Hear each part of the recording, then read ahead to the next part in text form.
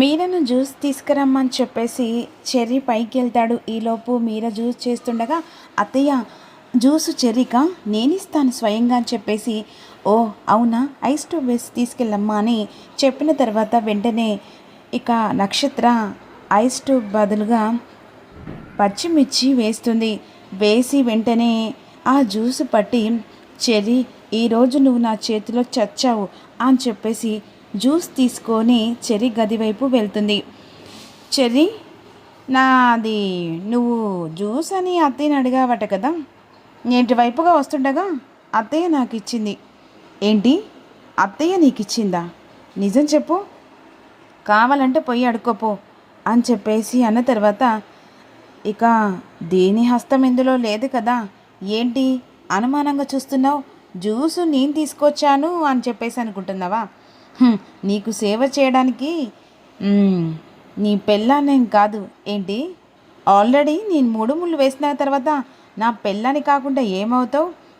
చి అయినా నువ్వు నా భార్యవని చెప్పుకోవడానికి నాకు సిగ్గుగా ఉంది అని చెప్పేసి వెంటనే, అవునవును నీలాంటి మొగుడే ఇక 10 మందికి చెప్పుకోవాలనుకుంటే సిగ్గుచేటు నాకు, అయినా ఆ కల్లో కూడా ఊహించుకోలేనులే అని చెప్పేసి జ్యూస్ అక్కడ పక్కన పెట్టి పడుకుంటుంది.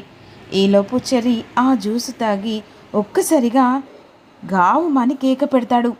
ఇక అందరూ ఒక్కసారి చెర్రీ దగ్గరికి వస్తాడు. ఏమైందిరా అమ్మ? అది అది ఏంటి నాన్న, ఏం జరిగింది? ఎందుకంత గట్టిగా అరిచావు? అదేంటి అమ్మ అమ్మ ఈ ఇది ఇది అని చెప్పేసి గట్టిగా అరుస్తూ ఉంటాడు. అసలు ఏం జరిగిందిరా, నువ్వేమంటున్నావు నాకు అర్థం కావట్లేదు. అమ్మ అసలు నేను జ్యూస్ ఇవ్వమన్నానా లేకపోతే జ్యూస్లో కారం కలిపి ఇవ్వమన్నానా? ఏమంటున్నావురా? జ్యూసే కదా నక్షత్ర, నువ్వేమన్నావు?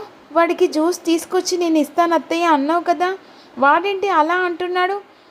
ఓహో అమ్మ కల్పించిందని అబద్ధం ఆడి ఈరోజు సరే సరే నీ పని ఇలా కాదని చెప్పేసి మనసులో అనుకుంటాడు.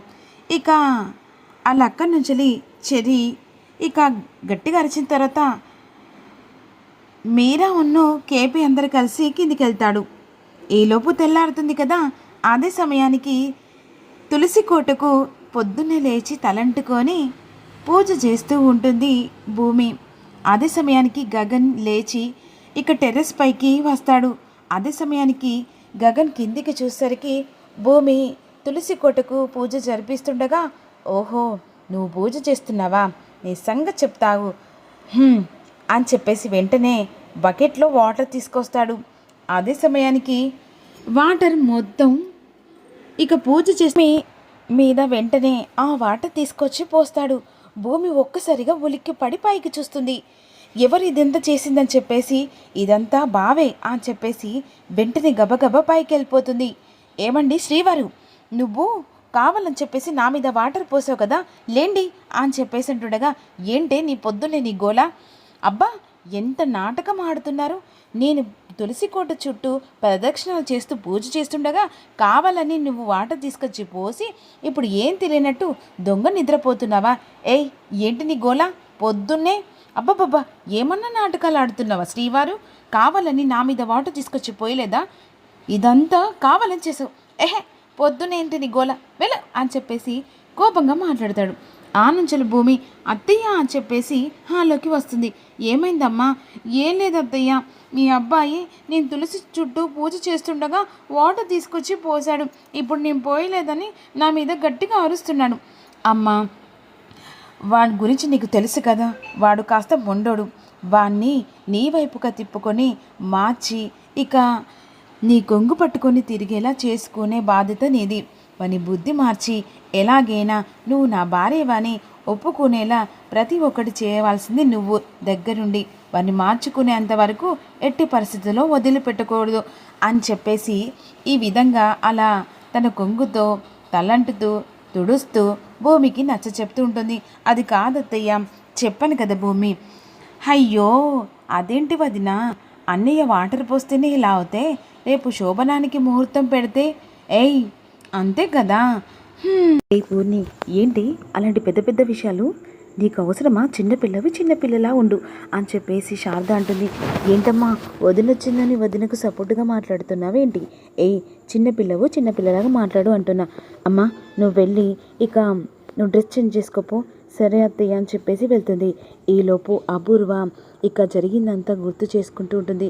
భూమి నిన్ను ఎట్టి పరిస్థితుల్లో వదిలిపెట్టనే, ఈరోజు నా పరువు తీసావు కదనే, ఇక కావాలని నా పరువు తీసి కాకుండా నా కూతురు పరువు మీద కూడా దెబ్బ కొట్టావు కదా అని చెప్పేసి ఈ విధంగా అనుకుంటూ ఉంటుంది. ఈలోపు రత్నానికి ఫోన్ చేస్తుంది. రత్నం కిచెన్లో ఉంటుంది. వెంటనే ఆ ఫోన్ చూసి బయటకు వస్తుంది. అమ్మగారు ఏమైంది? ఇక ఆ వీడియో గురించి ఏదైనా తెలిసిందా? లేదమ్మగారు. ఒసేయ్ నువ్వు అట్లా సడ్డమాలన్నట్ట ఉండగే, ఎలాగైనా గురించి ఆ కెమెరా గురించి తెలుసుకోవే. అవును ఏంటి, ఏదైనా విషయమా?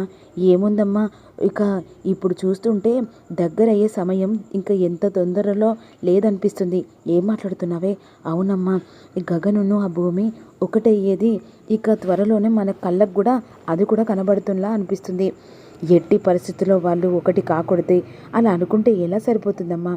ఏదో ఒకటి చేసి నువ్వు చిచ్చు పెట్టవే. అంతేకాదు వాళ్ళను వీడగొట్టే ప్లాన్ కూడా ఇక నేను చెప్తూ ఉంటా. సరే అమ్మా, ఎలా అవుతుంది? ఇక నువ్వు వెంటనే నేను చెప్పిన వీడియో గురించి ఇక కెమెరా గురించి త్వరగా, ఎంత త్వరగా అయితే అంత త్వరగా తెలుసుకోవే అని కాల్ కట్ చేస్తుంది. ఇక మరోవైపు టిఫిన్ దగ్గరికి భూమి తన చేతులతో అన్ని ఏర్పాట్లు చేస్తుంది.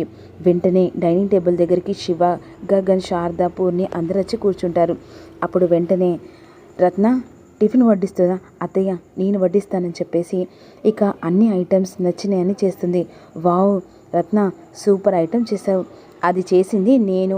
ఓహో అవునా, సర్లే వడ్డించు రత్న, నేను వడ్డిస్తానని చెప్పేసి భూమి తన చేతులతో గగన్కి వడ్డిస్తూ ఉంటుంది.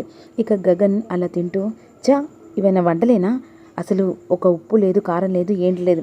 అదేంటన్నయ్య, కమ్సకం భూమి చేస్తే వంటలు బాగానే ఉంటాయి, ఒక్క నిమిషం ఆగు అని చెప్పేసి ఇక పూర్ణ్యను శారద తింటారు.